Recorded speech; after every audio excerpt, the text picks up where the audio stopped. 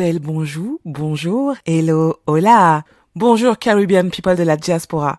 Merci à vous de suivre Caraïbes News. Durant les semaines à venir, on aura deux petites attentions pour vous que nous vous révélerons en temps et en heure. Voici notre sélection des faits d'actualité dans la région Caraïbe sur les 15 derniers jours. En Ouaille.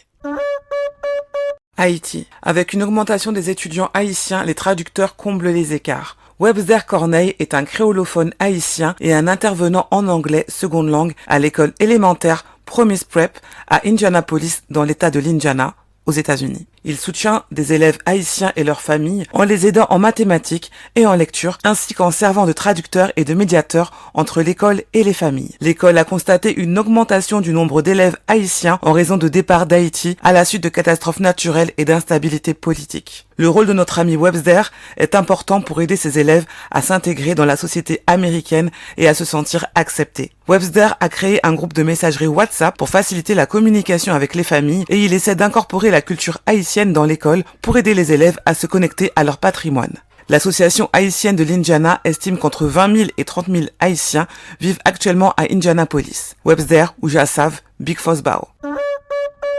Mexique. Une première femme présidente pour le pays des Aztèques. Claudia Sheinbaum devient la première femme présidente du Mexique, succédant à Andrés Manuel López Obrador. Elle remporte l'élection présidentielle avec entre 58 et 60% des voix, battant largement Xochitl Gálvez qui obtient entre 26 et 28%. Sheinbaum, ancienne maire de Mexico, promet de ne pas décevoir et annonce que son parti, Morena, a obtenu une majorité qualifiée au Congrès. Bien que touché par des violences liées au narcotrafic et à des féminicides quotidiens, le Mexique voit en Sheinbaum une politicienne expérimentée et engagée pour les causes sociales et environnementales. Son parcours inclut des rôles académiques et politiques ainsi qu'une contribution au GIEC. Elle se concentre sur la sécurité et la lutte contre le narcotrafic comme priorité de son mandat.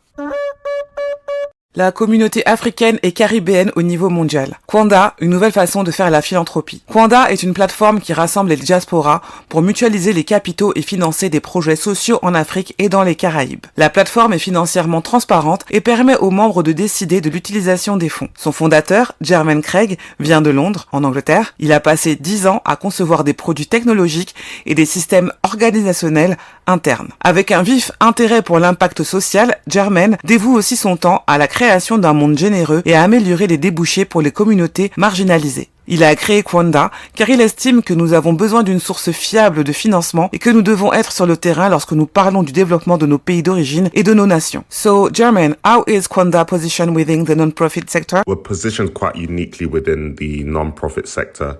We're actually posing a challenge to the traditional ways non-profit organizations operate in that we are the first non-profit to provide complete financial transparency. All our figures from the amount of income we earn in donations monthly to the amount of cash we have in a bank to the amount of money we spend monthly to maintain and run our operations is updated and transparent in real time. Another way we approach charitable work is we actually allow our donors the ability to vote on how the money is spent. So we follow the lead of the grassroots organizations or change makers on the ground, and we just simply act as a grant maker to them. How do you support such local-led project? What's your process of doing so? Give us example. Our approach to supporting local-led projects is by finding established solutions to problems faced by small local communities and providing them the capital to scale those solutions up. So an example is a community in Wamunyu, Kenya, who were facing food security issues due to low rainfall, responded to this by creating this innovation called a vertical garden. And what this does is it allows the locals to grow multiple crops using less water and less land. And so we reached out to them and said, hey, we've noticed you have created 1 or 2 of these vertical gardens. Can we give you the capital to create 20, therefore solving food security for the whole community? So this is a good example of the way we typically approach our local-led projects. Where have you already taken action in the Caribbean? Describe briefly these actions. Our work in the Caribbean to date has largely been around relief donations. We have recently opened up funding to projects in the Caribbean, so you'll see us do more of that in the foreseeable future. To speak to the relief donations we made a donation to support flooding recovery efforts in Jamaica in 2020, and we made a donation to assist with evacuation efforts in St. Vincent and the Grenadines in April of 2021. And so, as I mentioned, we are now actually going to be funding actual long-term projects in the Caribbean around education, health, etc. Actuellement, Kwanda est ouvert aux diasporas des États-Unis d'Amérique et de l'Europe qui souhaitent rejoindre le village. Pour en savoir plus, cliquez sur le lien dans la description. Brooklyn, New York. Julia Listra Collis, militante politique communautaire à Brooklyn, décède. Julia Listra Collis, militante associative et politique d'origine trinidadienne, est décédée à l'âge de 79 ans à Brooklyn des suites d'un cancer du sein de stade 4. Résidente de longue date à Brooklyn, elle était la tante de Sylvia J. Ash, juge à la Cour suprême de New York à la retraite. Tante Julia était une pionnière et un modèle pour les femmes et les jeunes filles, en particulier celles originaires des Caraïbes, a déclaré le juge Ash à la presse new-yorkaise. Elle aimait la vie et était passionnée par tout ce qu'elle faisait et disait. Madame Collis était célèbre pour ses contributions significatives à la communauté américano-caribéenne et pour son activisme incessant. Elle s'est impliquée dans de nombreuses organisations politiques et civiques, a accueilli des personnalités politiques de premier plan et a reçu de nombreuses récompenses pour ses services. Elle a été présidente du Renaissance Lions Club, membre du conseil d'administration du Caribbean American Community Comprehensive Center, membre du conseil d'administration du National Women's Political Caucus, membre à vie du Folk Arts Institute et membre de la League of Women Voters, de la Progressive Democratic Political Association, de la Caribbean American Chamber of Commerce and Industry, de la National Association of Women de la Corne et du Working Family Party. Madame Collis était également une entrepreneure prospère et une fervente catholique, connue pour sa compassion et son engagement. Elle laisse dans le deuil sa fille, ses petites-filles, un arrière-petit-fils, ainsi que de nombreux parents et amis. Que ton héritage continue à courir les rues de Brooklyn et d'ailleurs.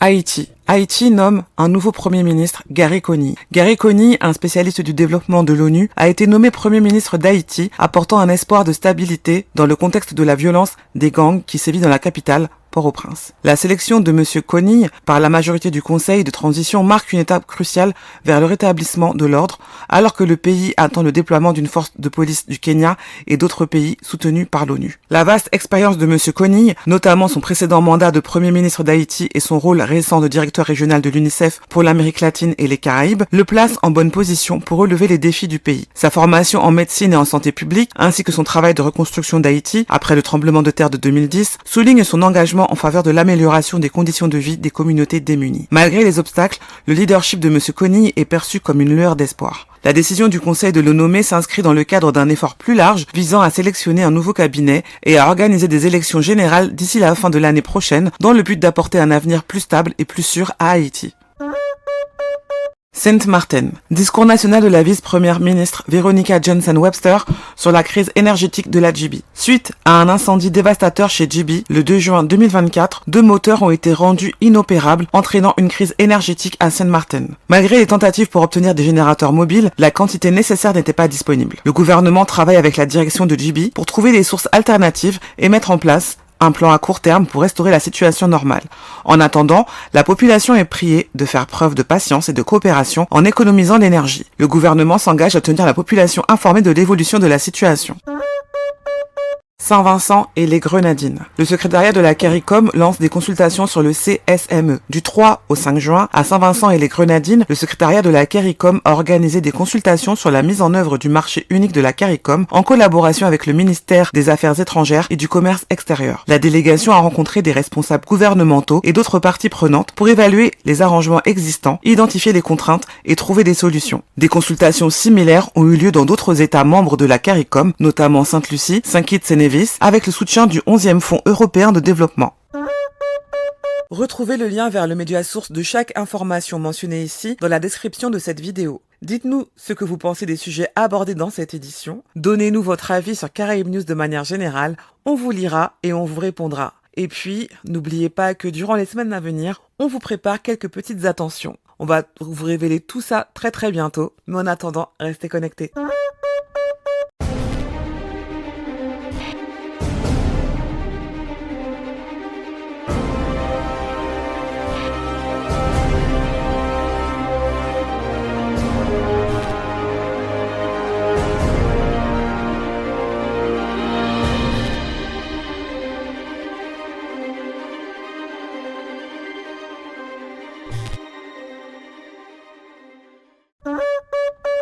Vous aimez Caraïbes News et vous souhaitez nous soutenir? Alors n'hésitez pas à liker et partager cette édition de Caraïbes News avec vos amis, car plus on est de fous et plus il y a de news. Pour ne rater aucune des futures éditions, abonnez-vous à la chaîne YouTube USC United States of the Caribbean ou alors à la playlist USC Caraïbes News de la chaîne. Et enfin, si vous en avez la capacité, vous pouvez aussi nous soutenir en nous offrant un thé ou un café, voir le lien de notre page Buy Me a Coffee dans la description. Je vous invite également à visiter la page Instagram United States of the Caribbean, @USC 5_ pour suivre l'intégralité de son activité. Sur ce, je vous dis à dans d'autres soleils.